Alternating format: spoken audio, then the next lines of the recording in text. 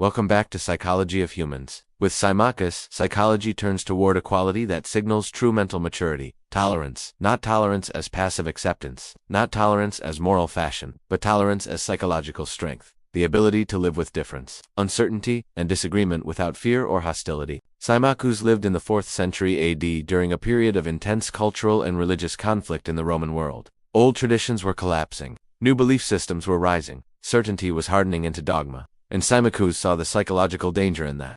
Symmachus was a Roman statesman and orator, deeply educated in classical philosophy. He lived at a time when pluralism was being replaced by rigid ideology. Different worldviews could no longer coexist peacefully. Symmachus understood that this wasn't just a political problem, it was a psychological one. When people become emotionally attached to belief, disagreement feels like threat. And when disagreement feels like threat, intolerance follows. One of Symmachus' most important insights was recognizing that beliefs often become extensions of identity. When belief equals identity, disagreement feels personal, uncertainty feels dangerous, compromise feels like betrayal. Psychologically, this creates fragility. Symmachus argued that confidence does not require exclusivity. A belief does not need to dominate others to remain meaningful. This is a powerful insight into ego and insecurity. Symmachus believed tolerance arises from inner stability. People who are secure in themselves do not fear difference. People who are insecure seek uniformity. Intolerance, in his view, was not strength, it was fear disguised as conviction. Modern psychology strongly supports this. High anxiety predicts rigidity, low self-esteem predicts defensiveness, insecurity predicts authoritarian thinking. Tolerance is a marker of psychological health. Symmachus famously argued that truth may be approached through many paths. This does not mean all beliefs are equal. It means that no single perspective exhausts reality. Psychologically, this is cognitive flexibility, the ability to hold multiple viewpoints without collapsing into confusion or hostility. Rigid minds demand certainty. Flexible minds tolerate ambiguity. Symmachus understood something uncomfortable. Intolerance feels stabilizing. Certainty simplifies the world. Uniformity reduces anxiety.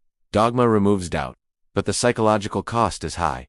Loss of curiosity, increased aggression, dehumanization of others, emotional brittleness. Symmachus warned that societies lose wisdom when they trade complexity for certainty. Tolerance requires emotional regulation. You must be able to feel discomfort without reacting, hear disagreement without attacking, experience uncertainty without panicking. This is advanced psychological skill. Symmachus recognized that emotional maturity is not about winning arguments, it's about remaining grounded while difference exists. Symmachus did not argue that all beliefs are true. He argued that coercion is psychologically destructive. Truth imposed by force does not create conviction, it creates fear and resentment.